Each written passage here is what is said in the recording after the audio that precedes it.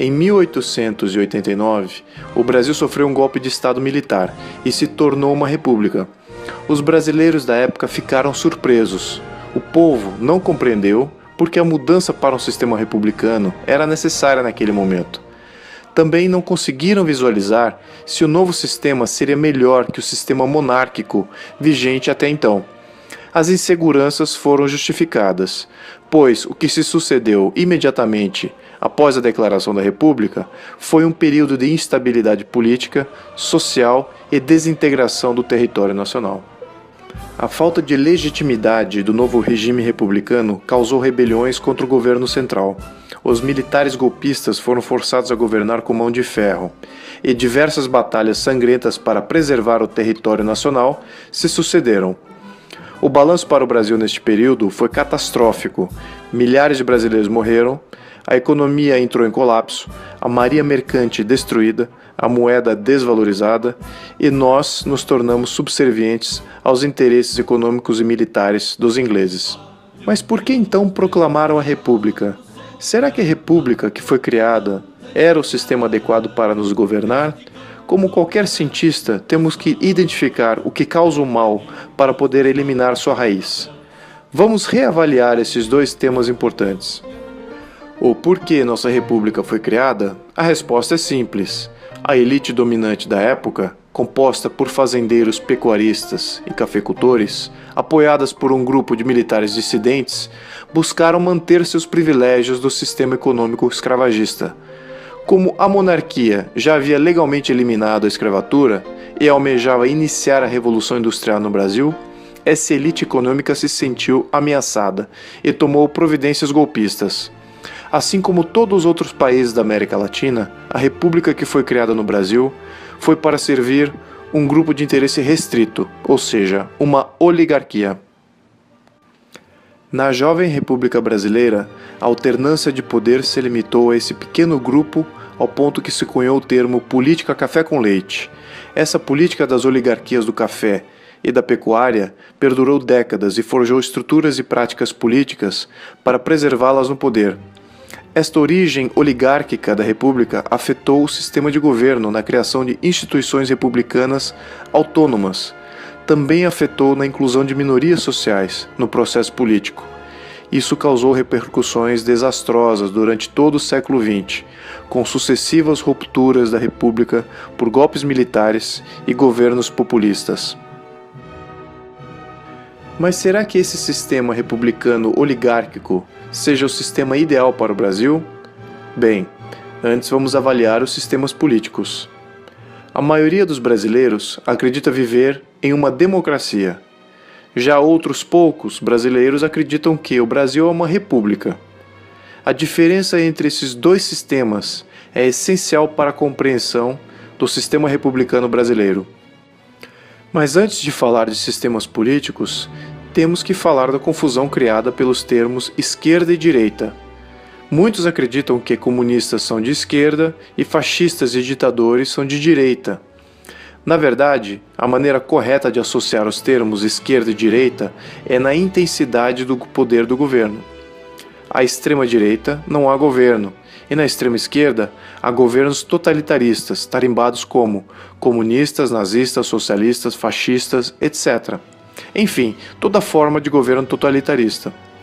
Muitos associam nazismo e fascismo como sendo de direita, quando na verdade cometem um equívoco e agregam ainda mais a confusão. Ao centro da esquerda e da direita está a forma de governo limitada ao seu papel adequado, que seria de proteger os direitos do povo. A Constituição deve ser dimensionada e direcionada para essa esfera de atuação, e aqueles que a defendem são os constitucionalistas. Considerando este dimensionamento entre esquerda e direita, vamos analisar as 5 formas básicas de governo. À extrema esquerda, temos uma ditadura, ou governo de uma só pessoa. Na sequência, temos a oligarquia, caracterizada por um governo de poucos. Depois, a democracia, caracterizada pelo governo da maioria. Em seguida, a república, caracterizada pelo governo das leis. E, finalmente, na extrema-direita, temos a anarquia, caracterizada por ser o governo de ninguém ou ausência de governo. Na análise que se sucede, vamos ver que é possível diminuir ainda mais as opções. Começando pela ditadura, esta forma de governo, de forma prática, não existe, pois sempre é um grupo que coloca um de seus membros no comando. Um ditador tem seus conselheiros e ministros e burocratas que efetivamente governam. Portanto, o governo de uma só pessoa não existe de fato, apesar de se haver somente um líder visível. Há sempre um grupo por trás. Portanto, vamos eliminar a ditadura, pois ela não existe em realidade. A oligarquia, governo de um grupo, é a forma mais comum de governo em toda a história e é a forma mais comum nos dias de hoje. A maioria das nações do mundo são governadas por poucos poderosos. Portanto, oligarquia, para efeitos de comparação, permanece na nossa análise. No outro extremo, nós temos a anarquia, ou ausência de governo. Muitas pessoas creem, ao olhar para a história, que a maioria dos crimes contra a humanidade foram cometidos por governos. Portanto, para estes, não ter governo seria uma melhor opção. Mas isso é um engano, pois os gregos da antiguidade já apontavam: liberdade não pode existir sem leis. Os fundadores da República dos Estados Unidos eram unânimes em acordar que algum grau de governo é uma força necessária em qualquer sociedade civilizada. Em um estado de anarquia, todos têm de preservar a vida, a liberdade e a propriedade por si só e por sua família. Isso força com que a sociedade permaneça armada e sua mobilidade limitada para proteger sua propriedade a qualquer momento. A sociedade moderna sempre delegou sua proteção para um xerife, uma força policial ou uma ala do governo que preserve as leis. Uma vez que as leis individuais tenham como ser aplicadas e protegidas pelo governo, as pessoas se tornam mais livres para sair de sua propriedade e trabalhar. Portanto, uma dose de governo faz com que todos sejam mais livres. Há alguns que preferem a anarquia, não porque eles não querem nenhum governo, mas sim porque eles não gostam do governo que têm. Usam a proposta de anarquia como uma ferramenta de mudanças revolucionárias.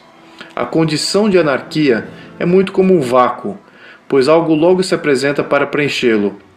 Os anarquistas manipuladores trabalham para desmontar as estruturas do governo que existe, com terrorismo, manifestações, saques, roubos, sequestros, até que se instale a instabilidade institucional. Tragicamente, as pessoas que vivem durante esse período de caos buscam apoiar aqueles que criaram a instabilidade, pois são os únicos capazes de parar com a baderna. Os anarquistas, então, criam um governo controlado por eles mesmos, uma nova oligarquia que tem mais poderes que o governo precedente ou até mesmo o poder total. Isso foi o que aconteceu na Rússia, onde os bolcheviques ajudaram Lenin a tomar o controle total, e na Alemanha, onde os camisas marrons criaram o caos que colocou Hitler no poder total. Mas a anarquia não é uma forma estável de governo, é somente uma transição para algo mais permanente para aqueles que visam o poder absoluto. Por ser uma forma transitória de governo, vamos também eliminar essa forma de governo como sendo uma forma viável e prática. A palavra democracia vem de duas palavras do grego: demos, significando povo, e kraten, significando governo. Democracia, portanto, significa governo do povo, ou governo da maioria.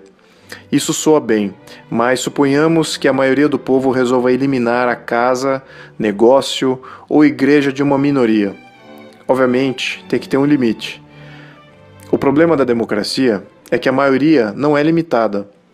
Se mais da metade do povo for influenciado a desejar algo contra a humanidade, em uma democracia, essa maioria realizará esse desejo, sem discussão. E na república? A palavra república vem do latim, res significando coisa e pública significa do povo. A coisa do povo subentende-se a lei.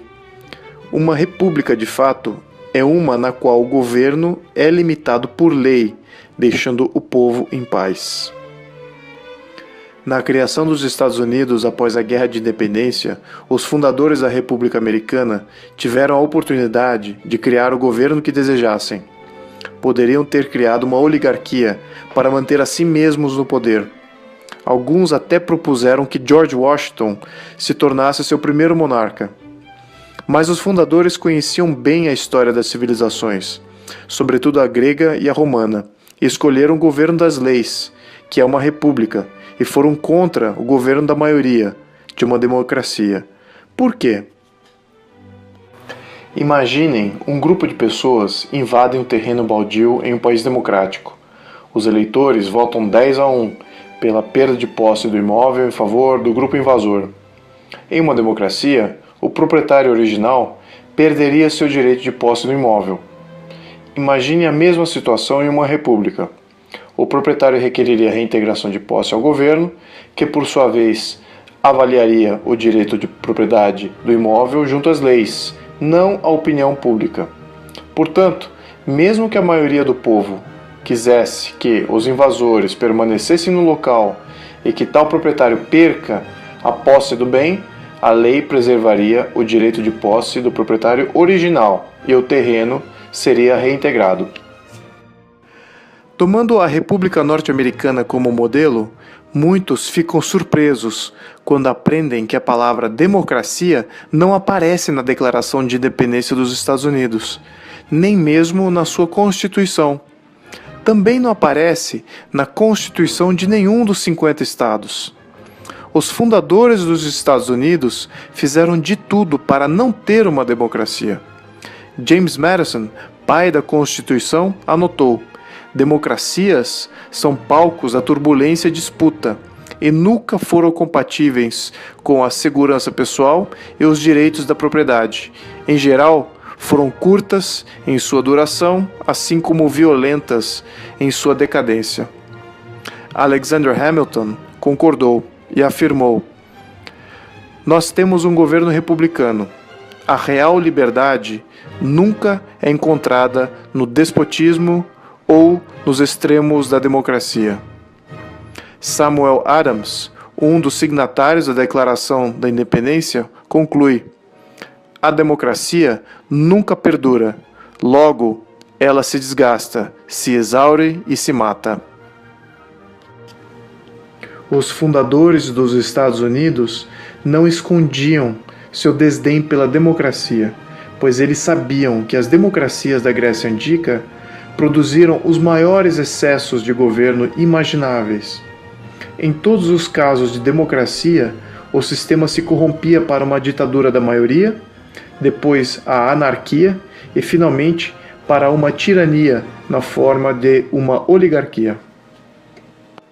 O filósofo grego Solon, na época da Grécia Antiga, chegou a propor um conjunto de leis que toda cidade-estado deveria ter para não estar sujeita aos anseios voláteis de uma maioria. Algumas cidades gregas adotaram, em parte, alguns de seus conselhos, mas o sucesso deste modelo primitivo de república ecoou mais tarde, em Roma, na construção de uma república justa, com poderes limitados e extremamente inclusiva e tolerante das minorias.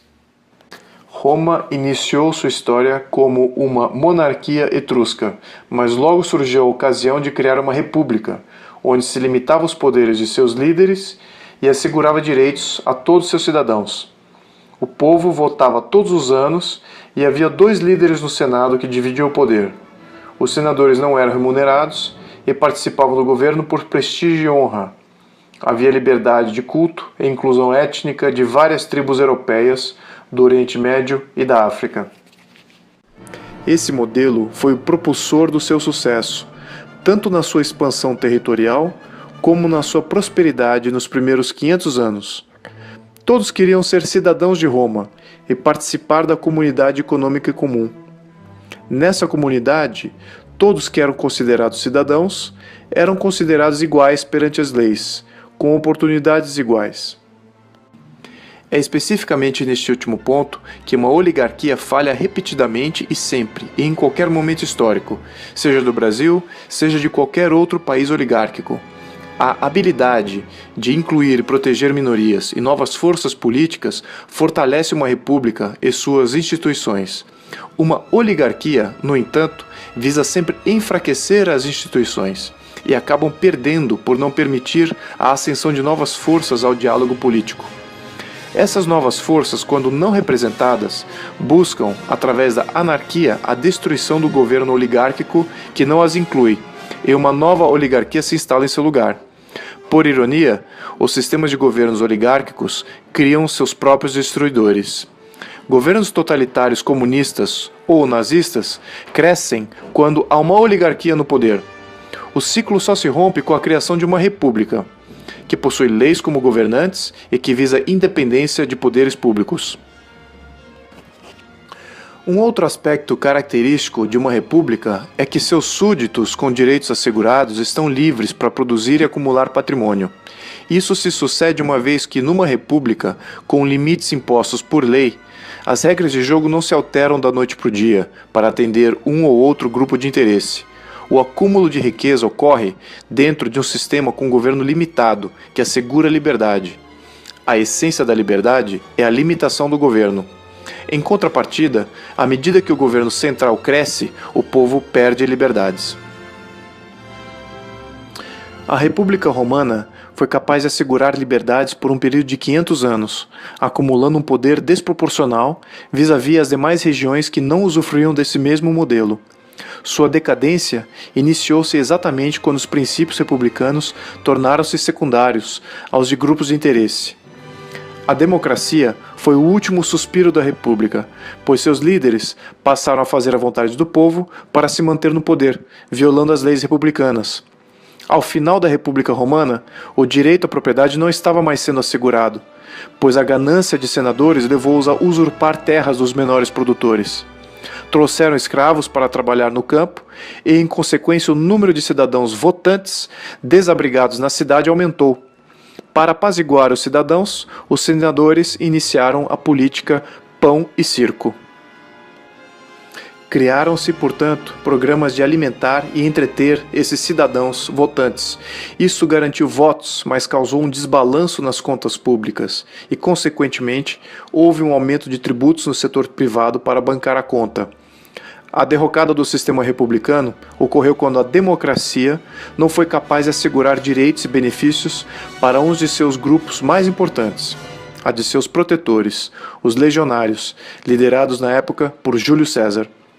A história da República Romana atinge seu ciclo final, assim que Júlio César inicia a era de imperadores.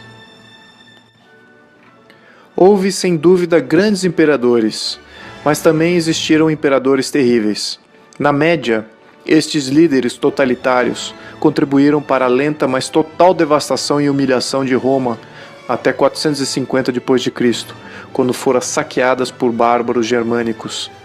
A história de Roma foi a grande fonte de inspiração para a República Norte-Americana, pois Roma iniciou-se como república, tornou-se uma democracia e deteriorou-se para uma oligarquia totalitarista, onde sua história termina. Os fundadores da República Norte-Americana sabiam que a democracia era um sistema transiente de governo, entre república e oligarquia. Também sabiam que uma oligarquia fomenta a criação de outra oligarquia. Portanto, a democracia, assim como a oligarquia, não seriam capazes de proporcionar estabilidade de regras e liberdades durante longos períodos. Também sabiam que uma república, se mal desenhada, poderia se corromper. Isso comprometeria a independência dos poderes e o autocontrole de todo o sistema. Por isso, os norte-americanos incumbiram seus melhores mentores para formatar as leis e valores de base na criação de uma república versátil e duradoura. Em nossa análise, vemos que uma democracia não é sustentável a longo prazo. Ela é somente uma transição de um governo republicano com limites para um governo oligarca de excessos, e teremos que eliminar essa opção como um sistema viável de governo. Portanto, nos resta duas opções de sistemas de governo: uma república ou uma oligarquia. Dado este escopo mais limitado, quando voltamos ao nosso tema inicial, vemos que, em 1889, no Brasil, não houve a criação de uma república. Houve, na verdade, uma troca de chefia da oligarquia. Os oligarcas antes eram liderados pela monarquia, agora eram liderados por um de seus próprios. Em toda a América Latina, todas as repúblicas foram criadas por oligarcas, e todos os governos latino-americanos ainda são hoje considerados uma oligarquia, com diferentes graus de liberdade civil e limitações de governo. Em vários momentos da história de todo o país latino-americano, as oligarquias eram substituídas por outras, mais ou menos totalitaristas. A história recente de países como a Venezuela ressalta esse ciclo de colapso sistêmico. Depois de viverem por décadas debaixo de uma oligarquia clientelista, os venezuelanos hoje vivem debaixo de uma oligarquia totalitária socialista. Países como o Brasil, assim como os demais da América Latina, passaram por várias trocas de uma oligarquia para outra desde a proclamação de sua primeira república. Desde então, houve rupturas da Constituição e novos modelos oligárquicos implementados. Nosso modelo oligárquico de hoje é chamado de a Sexta República. Mas no Brasil, ao contrário do que ocorreu em outros países da América Latina, estes eventos de ruptura fizeram com que o Brasil desenvolvesse instituições independentes, cada vez mais transparentes. E pela primeira vez na história do Brasil, há uma rara oportunidade de se tornar uma república sólida, estável e duradoura. Mas ainda há as ameaças de forças totalitárias antigas que comprometem essa oportunidade. Essas forças sabem explorar a natureza frágil de uma república em formação. Caso essa jovem república não seja capaz de eliminar a possibilidade da ressurgência de mais um regime totalitário na nossa história, o final desta sexta tentativa de república estará próximo. Desvio de dinheiro público, o aparelhamento das instituições públicas e a manipulação de leis para favorecer um partido político são um retrocesso na conquista de uma república de fato e fortalecem uma oligarquia que caminha para o totalitarismo. As leis que constituem uma república e regem suas instituições têm de ser aplicadas e monitoradas a todo momento. O modelo tem de ser dinâmico para poder ajustar às novas demandas históricas e absorver movimentos que alimentam a base dos anarquistas. O ciclo de nascimento, evolução e eventual derrocada de um sistema político segue infalível, assim como o ciclo lunar. O desafio maior está em mostrar ao povo estes ciclos. Os riscos a todo momento são complexos e obscuros, até que nos dias de hoje somente poucos detêm sua total compreensão. Enquanto esse conhecimento não seja levado à luz das massas, a tirania segue crescendo nas sombras. Então, qual o modelo adequado para o Brasil? Se perguntarmos a Benjamin Franklin, pai da República Norte-Americana, ele diria: uma república, se vocês conseguirem preservá-la.